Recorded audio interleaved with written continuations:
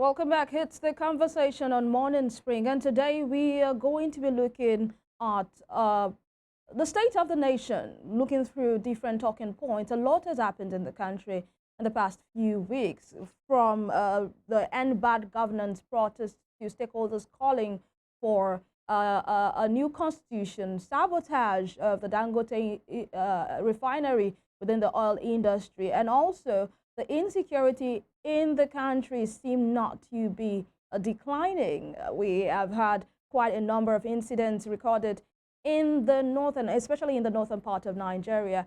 We are going to be looking at all of this and more on the conversation this morning. Joining us virtually from Lagos is Deyemi Saka. He is a public affairs analyst and a PR consultant. Good morning to you, Mr. Saka. Thank you so much for joining us.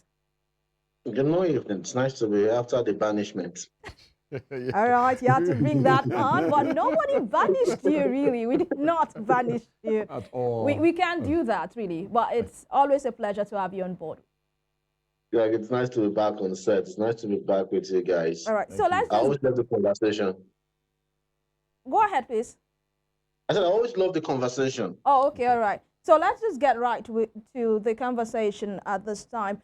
Let's talk about the end bad governance protest that happened in the country from the 1st of August. Some states saw it to the 10th of August, which is actually the scheduled time the protest was supposed to take place, the scheduled duration rather, from the 1st to the 10th. Well, it kind of fizzled out in some states. But I would like your um, overall assessment and also a review of what went down in those 10 days. Some states it was bloody, some states it went peaceful. Do you think that this protest was able to achieve what it was meant to achieve? Well, it sends a loud message and signal to Mr. President and his team that Nigerians are angry. Nigerians are not under a spell that they think they've cast upon them. Mm, And it also exposed the knowledge gap of the security aides, or whatever, especially the National Security Advisor of Mr. President.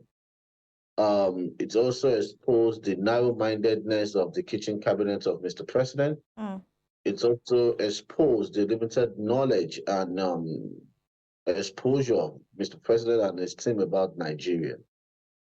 And it also exposed the clannishness, not just an appointment, but even in the thought process of these people. And it's very simple. When the protest was growing, there was an announcement and everything. You yeah. saw the silliness exhibited by the aides of Mr. President trying to drag Peter Obi into it. Mm, We saw how they were busy shopping for judicial pronouncements, especially in southern Nigeria, to make it. And I was just like laughing that those are these guys not seeing the handwriting on the wall. It's not Peter Obi. It's not whatever you think.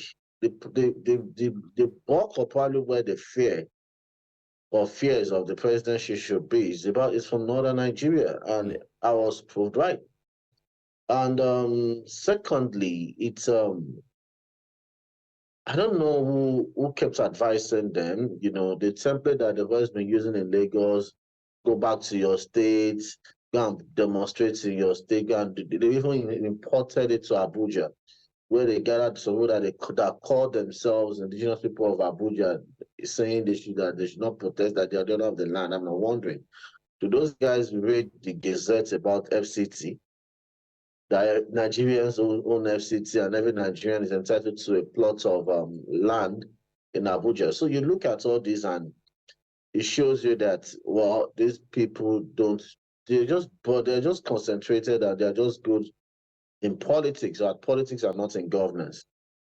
And one key thing that they kept pushing out, and I'm always embracing, jumping at it at every little opportunity, is them trying to bring the NSAS into the conversation, mm, saying that we should see how NSAS brought about destruction in Lagos State. And this is my assessment, and this is my opinion. The NSAS protest was peaceful till it ended. And I'll tell you how and why it ended.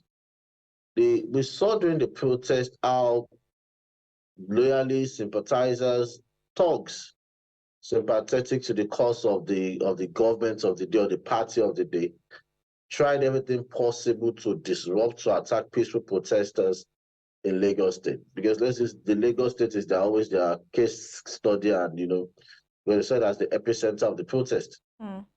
So much that even at some point it was reported, it was never denied or debunked, that touts were ferried down to a location at Alausa in one of those lag buses or some of those lag buses in Lagos State.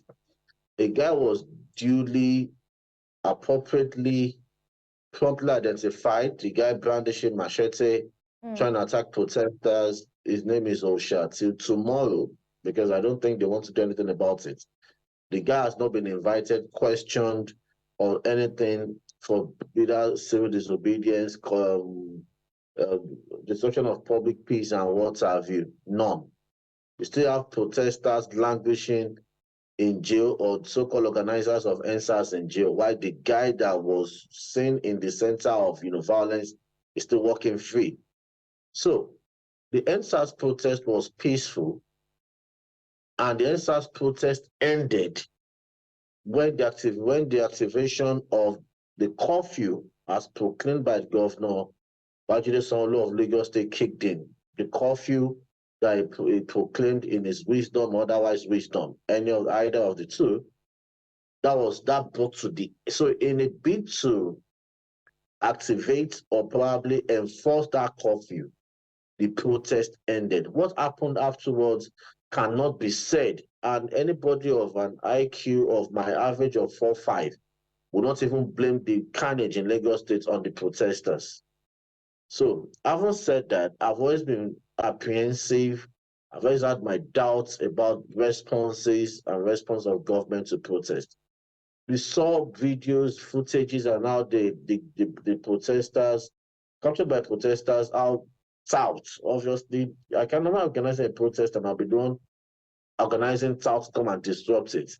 Did in Abuja. We saw how press crew were being assaulted in the presence of police officers at Ojota. Nothing happened, and it's a whole lot of mess that you just need to deal with. Whether we like it or not, borrowing the words of General Olusegun Obasanjo, the former commander-in-chief, two-time commander-in-chief, this isn't a keg of gunpowder. Because the Lagos and in some states and desperation of politicians, they've blurred the lines, they've wiped out the distinctions between state and non-state actors. All right, Mr. Saka, did you actually foresaw what happened in the north? Because a lot of people never expected that the protest in the north would take the turn, the twist and the turn it took. We saw people in their numbers troop out for this protest. And of course, it turned bloody in some quarters. And also the raising of the Russian flag and the protesters calling for Vladimir Putin to come to their aid, calling for the military to take over. Do you think this was actually sponsored by some set of individuals, like the presidency has continued to say that it was a political agenda? Some politicians were the one behind this. You see, let's even start this. I think there's a need for us to educate some people, the aides or some sympathizers or part-time member of the APC. And I think they should go back either to get better grammar or mastering English to understand some things in English language. End bad governance is not end government. End bad governance, governance is as a result, is the type form of leadership, policies, whatever you're rolling out as a government. And when it's considered bad, it's your policies that's considered bad. Your policy trust, your policy direction, programs, and what have you, or its implementation. It's not necessarily your government. So when some people, I saw a man one October, with no intent of directly attacking him, on another TV station saying "Ed bad governance," that they wanted to end the government. It speaks to the kind of intelligence of people around Mr. President or in his party and what have you, and it shows the kind of echo chamber they've created around him. But back to your question about northern Nigeria, any any any any CI, anybody in the intelligence community, any intelligence. Hello, Mr. Saka, are you there? I'm here. Okay, Of great. our force or paramilitary will tell you that it is expected. Anybody that has gone through even the intelligence training in Enugu, the CID training school in Enugu, or Nigerian Army Intelligence School, or the DSS training in Bauchi will tell you that yes, it was obvious. Because it's a northern thing with no intention of sounding tribalistic or inciting a tribal war or tribal sentiment. That the North always keeps quiet when the Northerner is in office. And when the Southerner, Obasanjo was almost kicked out just after a time in office. If not for his character, I would have lost it. Yar'Adua came. We saw the mess that happened to our nationhood. We saw the mockery that was made of our constitution and constitutionality.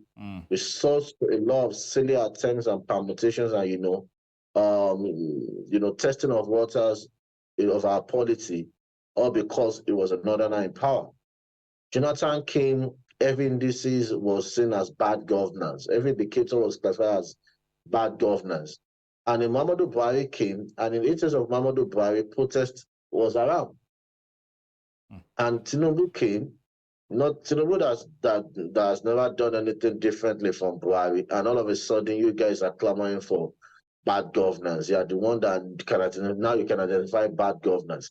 When killings was going on in Zamfara, Kadira Ahmed tried demonstrating. She was mocked, she was maligned, her character was assassinated. We saw them carrying placards, "Mr. President, please speak. We are a little pissed," begging him to do his duty because it was another. So the handwriting was on the wall. And about the Northerners brandishing the Russian flag, it was something that that was widely believed, and until tomorrow, the Northerners, especially those in Katsina, Kano, Zamfara, Sokoto, Kebbi, it's a part of Borno, sees Niger and Chad as their brothers. Especially Niger. If you take away Borno, you probably say Niger. They see them as their brothers. So they believe in the Wagner group. They believe the coup going on in Russia. Sorry, in Africa, the wave of coups, successive coups, and what have you, is backed by Russia. So they don't care if they just wanted a takeover. All right. And to them, probably they feel yes.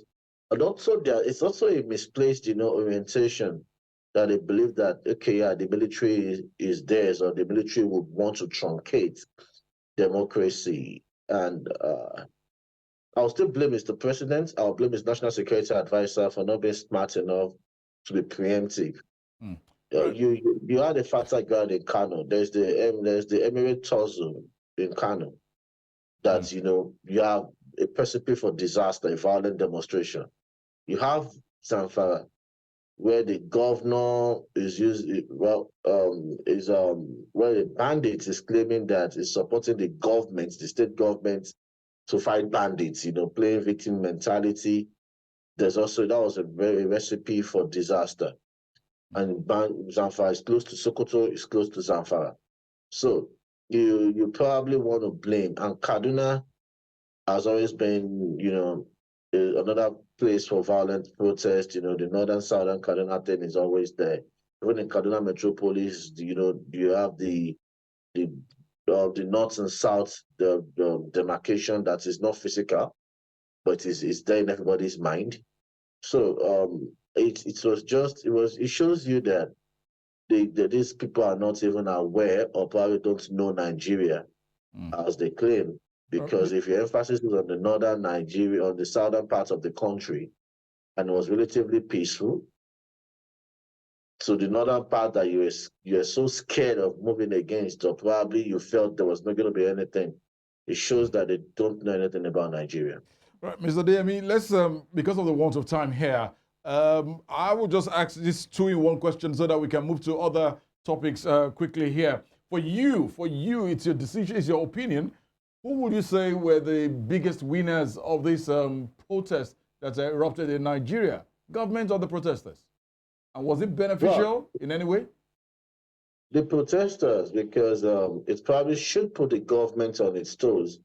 But since the government is, if I pardon my French, is still stubborn, the government is still thinking it's still business as usual. And I'm saying this not because I want to incite the public. I'm saying this like what we call expo, when we're in secondary school, if you want to write SSC, is an expo.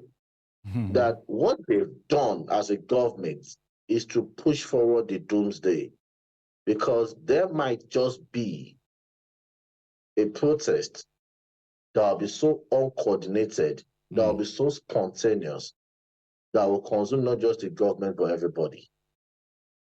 And if that doesn't happen, the government should do everything it can to try as much as possible to give Nigerians good governance, and at the same time enthrone an electoral system that Nigerians can believe in. Because if that protest doesn't happen, the protest will happen at the polls, and the protest will happen after the polls if there's an announcement of results. So the government must do everything to regain, or probably try and gain the confidence of and its popularity, regain its popularity among Nigerians, and at the same time enthrone an electoral system that no matter the outcome, the people will believe in it. If nothing happens before 2027, something will happen in 2027 and after 2027 general elections. It is a warning, it is not a threat, and I've given the solutions as well. So they will not probably say, NBC will not sanction you and I. We've told them what they need to do, we've told them how they should go about it. If they don't do that, we are sitting on a keg of gunpowder. All right, Mr. Deyemi, thanking you indeed. Let's move further this morning. Let's look at the local government autonomy. It's been there for ages in Nigeria. Local government autonomy, and here we are at this point in time. What do you make of that judgment, that ruling by the Supreme Court to give local government that autonomy, and will they be able to stand the test of time? That's the local government. Well, it's when I said 2027 or a spontaneous demand protest, the local government might even just be, and it might just start from any of these states, because now everybody would now want to concentrate on local government. Everybody is going to really be now a true test of popularity. I remember when I was when I was a lot younger, when I was in primary school, and there was meant to be the local government election. Then we're still living at Pedro, so it falls under Shimon local government. There was a man contesting for councillorship, and he came singing, and I danced with him, and I cried to my parents that please, they must vote for the guy. And they voted for the guy, and he won. And you see, that was how independent local government was. So it did a lot of judgments have also, been engendering local government, LG autonomy. This was an icing on it. But for it to pass, and stand the test of time, there's a need for the National Assembly to rejig. I think it's Section 17, or is it 17 of the Constitution, that empowers the states control over the local government, and they need to also find a way to even couple with the Electoral Act and the Constitution to find out to see that it's seamless that INEC should conduct local government elections. That would probably remove the charade we've been having since 2004 as local government elections in Nigeria. Mm. And Then, looking at local government, most of us, most Nigerians, we're all a bit skeptical about when it comes to payment of salaries. Teachers, the general hospitals, state-owned hospitals, and so many things attached to the functionality of the local government. How feasible will this be for them? The era of owing salaries seem to be a little bit of a respite these days, but will they, the local governments, do you think they will be able to do this needful activity without any hitch? well, you probably could, if you obviously you probably will say for every 12 there is a Judas. Mm. So you can imagine for how many 12 you can get out of 774. And every Judas you get in every 12 out of 774. So you can remember, you cannot imagine the Judases you will find, if I can use that word. So definitely there will be people that will abuse office. That's why we have security agencies and what have you. That's why we have the whistleblower act. That's why we have a lot of things to put them in check. And who says even they are not earning salaries and what have you? What the state just does is the allocation comes, the state just look at it, calculate, give them what will just take them to run the local government, to pay the local government staff, pay those under them, other, and the rest is kept to the states. That is why local government is run or up to date like an appendage of the not just the state government, but the party at the center in the state. Where that's why you see if there's a party, if it's PDP, it is PDP all through after at the elections, and no party is innocent of these quote unquote electoral fraud. And that's why you see oftentimes opposition party or lead opposition parties in state boycott election because it's just a waste of time and process. Yes, it's not an APC. Yes, it's not a member of House of Representatives, Babajide Obanikoro. But while he was in opposition, he lost his seat that he validly won, Obalende local government. And the reason the tribunal throughout his case was the judgment fell outside the window as prescribed by the State Electoral Act, or tribunal that formed the tribunal. So you could see the shenanigans and the arm twisting of the party controlling the state, how they do things. So, but you see a lot of activities at that level. Governance get closer to the people. You see a lot of roads being maintained. You see a lot of roads, new roads, being constructed. You could anybody with nice innovation, creativity. I'm not making a case for him. I'm not campaigning for him. If the chairman of an LCD where my parents live can go into building estates, and he has built like 3 or so, you can imagine what such a person would do if, is a local government chairman and has the rights or the access to funds, access to foreign loans, access to foreign grants, what such person would do. Right. But the key thing is money. If INEC conducts, there will be transparency in the electoral process. At the same, it should seem to be transparent. You can have, you can really truly have what is called a multi-party representative democracy.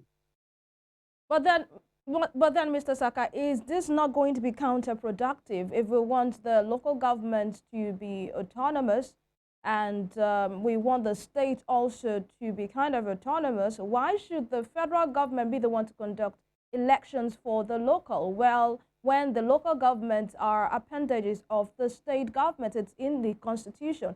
There are people that feel this this July 11 judgment of the financial autonomy for local government council is another trouble in waiting, especially for the people. No, I think we should let's push this argument back. INEC is not the federal government conducting elections for local governments. If it is INEC, and INEC on paper, since it's the word independent. So it's an independent organ, because it's even the idea that conduct the elections at the federal level. That is one. Secondly, the judgment is the wisdom of the Supreme Court justices interpreting the provision of the Constitution.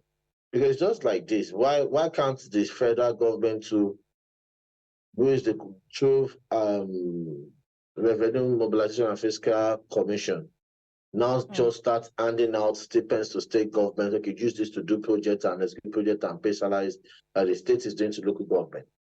So I think the financial autonomy has always been there. And I think if there's going to be any ambiguity or conflict of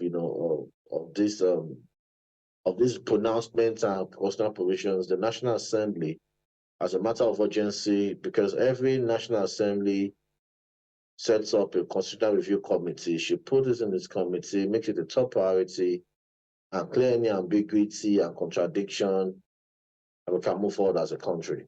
We need governance to touch the people, and whether we like it or not, they might come for me, they might say it's yet to be proven. It's access to such funds that gives the governor financial muscle to form a huge political bloc and look anybody in the eye and tell him we want this, we don't want this. But what do you say to this statement made by Debo Ologunagba, PDP National Publicity Secretary, on this July 11 judgment? Now he says, and I quote, I do not have issues with the court, which in its wisdom has done things a certain way. But of course, I believe that will not be the end of the matter as we speak, because the people who have a responsibility for the local government are the governors. The federal government doesn't see people in my village. It is the governors. Therefore, if there are concerns, then it should be in conjunction with the local government so that the benefits can go to the people, not by some fiat. The law does not attempt the impossible. When it does, it will fall face down. I believe that we haven't seen the end of that with respect to local government administration. So he's saying that this issue is going to be more troubles than solution that the federal government thinks it's trying to bring up. When the federal government went to court, I expressed my misgivings on it. Like, why the waste of judicial time? You are the executive, you control the National Assembly. Make it a constitutional matter. Amend the Constitution to cover what you want to do. Yeah. In fact, they might just amend that part in isolation, send it to you, put your assent to it, and it becomes a law. At least if it's not going to be as lazy as Buhari that refused, they had a lot of bills and everything piling up on his table. It was a top priority for him. He would have signed it and it becomes a law. All right, Mr. Saka, please just stay on the line with us. We'll take a break, a very short one for that matter. And when we come back, we'll look at the state of insecurity and other things before we call it a wrap with you. Please stay with us. It's still Morning Spring from Western Spring Television.